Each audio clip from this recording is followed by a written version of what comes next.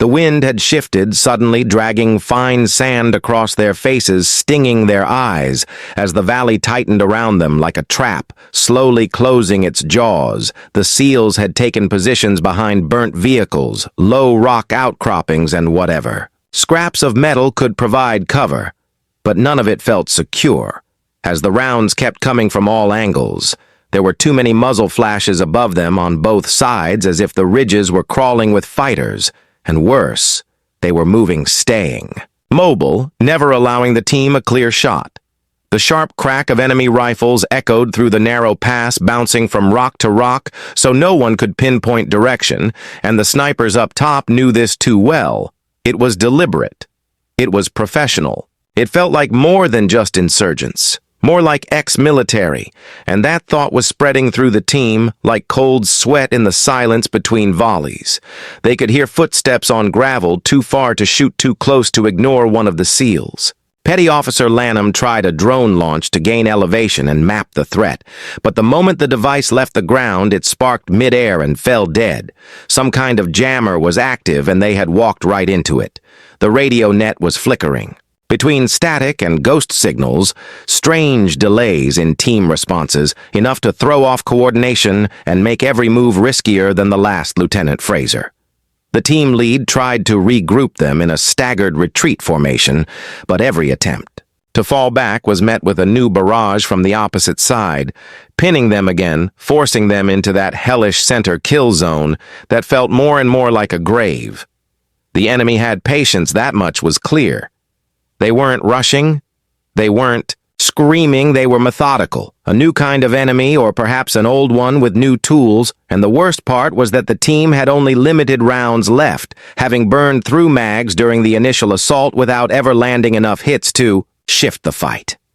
The medic chief Nolan was already treating 2 wounded behind a flipped transport, keeping one hand on a pressure bandage, and the other gripping his sidearm, eyes darting between the rocks above, praying to see anything that looked like a way out, but there was none yet. Something strange began to unfold near the far ridge just before sunset. A bird took flight from a dead tree. A single white-winged hawk startled into the sky, and immediately a precise sniper shot rang out. From the south side, it hit one of the enemy shooters clean in the temple, and silence fell like a weight for exactly 3 seconds. No one fired, no one moved the enemy above, hesitated long enough for the SEALs to reposition slightly a few feet, only but enough to shift their angles and breathe. Then another shot came from the same direction. Surgical silent death from an unseen guardian. The team couldn't believe it. Someone was up there. Someone with eyes on the battlefield, and skill, beyond anything they had seen. But who could it be? No team had been scheduled for insertion, no overwatch assigned, and their last exfil bird had gone down hard earlier in the Op Fraser. Tried calling it in again, still static, only this time, the frequency skipped, then clicked, as if something was trying to break through. A coded pulse followed, but no voice. And that was enough to make Fraser pause mid-move, because that pattern, that click-pulse-click, was used only in deep black operations, the kind that didn't exist on paper, and only a few men in the entire world would recognize it, and yet it came again unmistakable. The pattern of a ghost unit Fraser had once trained with years ago, a unit disbanded after a failed extraction in the very mountains. They now found themselves dying. In coincidence seemed impossible, but the mind in war doesn't have the luxury of disbelief, only survival. And the team was now clinging to that sliver of impossible hope as more enemy shooters began to fall one by one, always with a single round, never missing, always from an angle no SEAL could see, and the panic above was growing. Enemy comms had gone from confident to chaotic men, shouting in languages mixed with fear. Some began firing wildly into the opposite cliffs as if hunted by a phantom, and the SEALs used that moment of confusion to reposition again, gaining better ground, better coverage. Still no eyes on the sniper, just the results, a body sliding down the ridge, a weapon falling, and disappearing in dust. The angle of each hit defied known vantage points. Whoever was shooting had elevation, but not just physical. Some kind of tactical God view, as if they knew the ridge better than anyone could know it.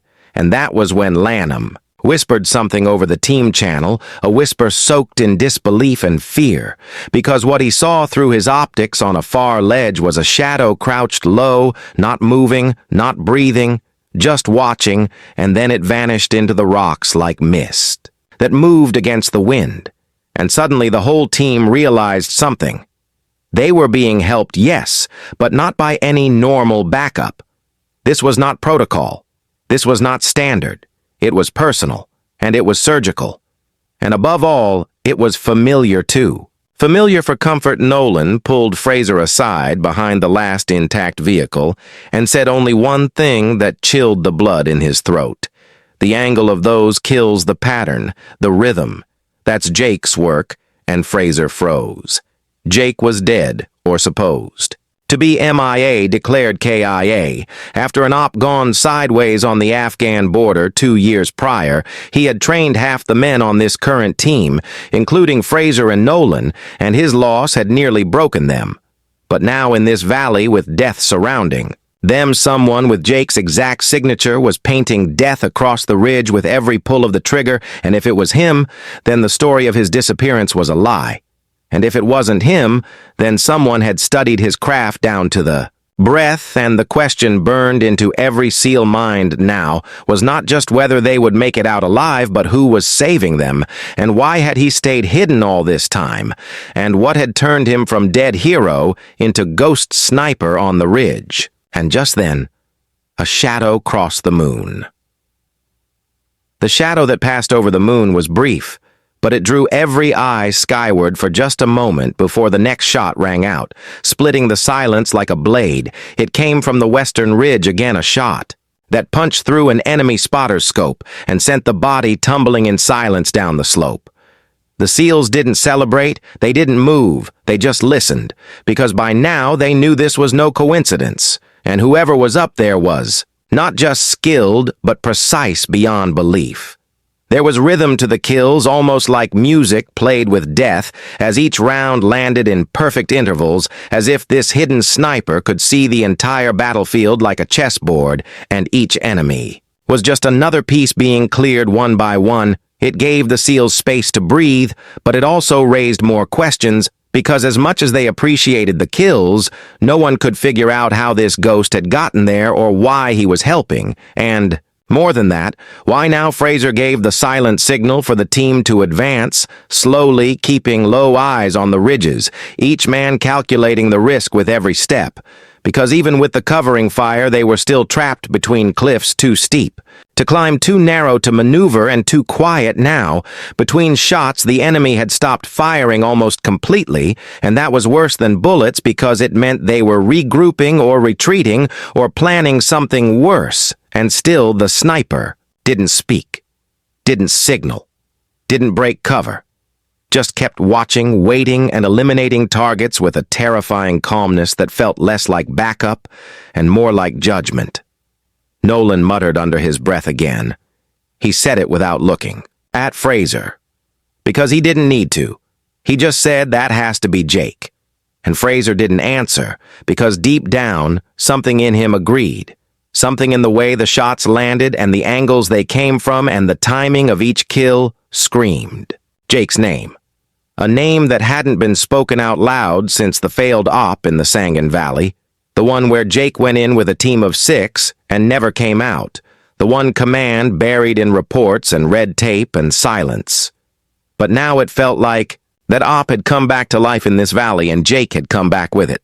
Another shot cracked this one from the opposite ridge, and it spun an enemy rifleman backwards off his perch. The body vanished in dust, and the echo of the round trailed into stillness. Again, dual angles. 2 rifles, 2 snipers, or one with a second position. Fraser didn't know, and neither did the others. But the mystery wasn't just tactical anymore. It was emotional. Because if Jake was alive, then everything they thought they knew was wrong, and if he wasn't, then someone was using his memory as a weapon, and that might be worse. Lanham finally spoke softly through the net. "We need to move while they're scattered now or never." Fraser nodded and waved the team forward, keeping tight formations pushing east toward the only path that might lead out of the valley if they could make it far enough without being pinned again. And that's when they saw it. Not a person, not a drone, not a signal flare, but a carved symbol in the rock ahead, a small circle with an X through the center barely visible on the stone, but enough for Fraser to freeze mid-step because that was Jake's mark, a symbol he had used for years in recon, a silent way of saying safe, or pass through, or sometimes just, "I was here," and the moment Fraser saw it, he knew without doubt that this was no coincidence, and the ghost above was no stranger. The team moved past the mark, cautiously, eyes up, weapons ready. They passed under an overhang where the shadows grew long and cold, and just before they emerged back into moonlight, another shot rang out behind them, not aimed at them but past them, taking out another fighter who had been tracking them from behind, silent as a ghost. And just as deadly, the team wheeled, but saw nothing, just dust and rocks and a spray of blood. Where the man had been, Fraser looked back to the ridge, to the cliffs, to the black shapes in the night, but there was no movement, nothing that gave away. Position, only the certainty that they were being watched, protected, guided even as the idea twisted in his head. Another memory rose unbidden. The way Jake used to run missions before everything went wrong, the way he always had eyes where no one else did, how he once called in enemy positions without ever having been seen, how he moved through mountains like they were an extension of himself. It had been almost mythical back then, and now it was something worse.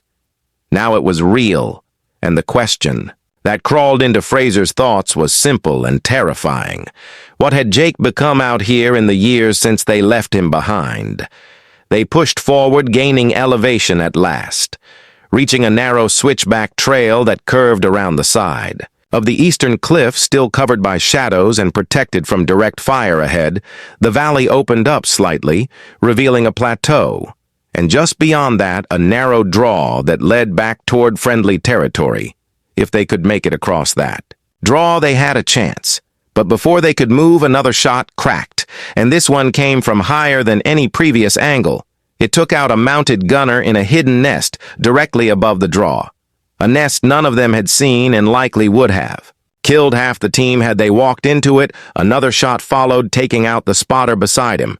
Then silence again. Fraser raised his hand to halt and scanned the upper ridge lines, and that's when he saw the shape standing tall against the moon, backlit and still unmoving, holding a long rifle slung low and watching. Watching them, not waving, not calling, just watching. Fraser lifted his scope, slowly brought it to his eye and focused, and what he saw froze his blood because it wasn't just a sniper. It was Jake, or someone wearing his gear, his exact loadout, his patch, his stance. It was Jake to the last breath. And then he stepped back into the darkness and was gone again, like smoke in the wind. Nolan moved beside him, saw it too. Didn't say anything, just lowered his rifle and exhaled and said, "We have to find him." Fraser shook his head. "Not yet. We have to get the team out first," and behind them more gunfire erupted. Not aimed at the SEALs, but covering their retreat, as if Jake, or whoever it was, had predicted their next steps, had laid out the route, and was now cleaning their path of obstacles before they could even see them. One by one, the threats vanished and the team moved as fast as possible across the plateau. Through the draw, hearts pounding not from fear, but from something deeper. The feeling that they were being herded by a ghost with unfinished business, and still no answers came, not from the comms, not from the ridges, only the occasional shot to remind them he was still up there, still watching and guiding and killing like death himself, draped in the night. When they reached the far edge of the valley, extraction was already inbound, called in by an automated beacon someone had triggered, without using the main net. And when the bird arrived, a Black Hawk modified and unmarked, it didn't come from command. It came from somewhere deeper, darker, somewhere no one talked about anymore. But Fraser didn't argue. He just loaded the team, kept his weapon close and watched the cliffs one last time as the bird lifted into the sky, and just before they cleared the ridge, a final shot rang out, not toward them but into the valley below. One last enemy who had followed them too far paid. The price and the sound echoed long and slow into the dark like a goodbye or a warning or maybe both. And as the chopper banked hard east and the valley vanished behind them, Fraser finally spoke to Nolan. Without turning his head, he said, "If that was Jake." Then we left a ghost behind, and now he's come home. And Nolan answered in a whisper, "Not a ghost. He's something else now. Something we don't have a name for yet, and no one else will believe us until he decides to show himself again."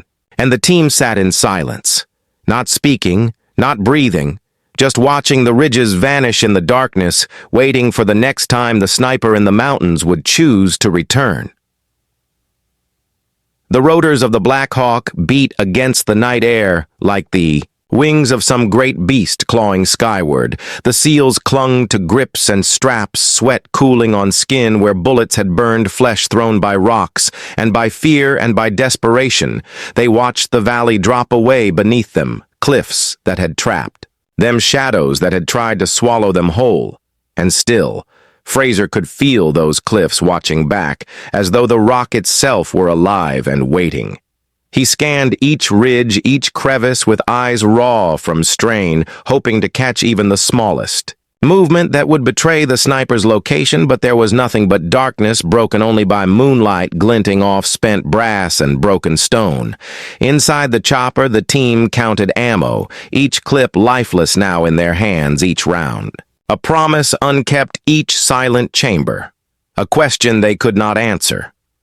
Petty Officer Lanham's breaths came ragged, his knuckles white on the railing as he looked out into the void of mountain and sky. Medic Nolan's arm held tight around the wounded man beside him, the moan muffled by adrenaline and cloth. A reminder that every man had cost already, and every moment carried the weight of more to come. Fraser felt that weight heavier than the gear on his back. He thought of the men left. Behind climbing ridges under fire, crawling over rock, screeching through the silence of night, all toward two ridges where someone had taken position. Someone had decided to intervene. Someone had become myth and now was him or her. The chopper banked. Sharply, as night wind slapped against the fuselage, the pilot's voice crackled in their ear, though they couldn't make out words. Only urgency. Only the knowledge that they were not yet safe. The draw ahead narrowed the escape route, and the ridges on both sides converged like jaws closing in threat renewed from above, revived from the places where they had thought silence had slain the enemy. Fraser saw it then, an arc of cliff on the starboard side just for a moment. A glint, maybe metal, maybe human eye reflecting moonlight or heat. The angle was fleeting and gone almost instantly, but enough he nearly cursed, because the shot that followed from port side seared the thin air past him, just missed the tip of his helmet the proximity made. Thunder in his chest, fear bloomed cold in his bones. He ducked low, his rifle ready, heart slapping ribs. Lanham shouted through the chaos drop, "Low, stay tight, the enemy's nest hidden somewhere in that cliff face, somewhere in the dark." That cliff that had just reflected light, like a mocking eye, and they were vulnerable again, pinned between hopes and bullets, between nothing behind them and death above. For a moment, the youngest SEAL Diaz froze, his boot caught on jutting rock. He twisted, heard himself gasp as he fell partly over ledge, but saved by grappling strap tethered to the bird he dangled for a terrifying second, a mistake, a flinch, and maybe death. But a hand snatched him back inside the cargo hold, rough grip of a teammate, and Diaz's heart slammed loud, and then the door slammed shut, and rotor wash swallowed all sound except the pounding of fear in their ears. Fraser looked at Diaz, swallowed his fear, and nodded that silent command forward. The bird surged east, skimming. Cliff shadows chasing moonlight, trying to outrun something unseen, something relentless from above.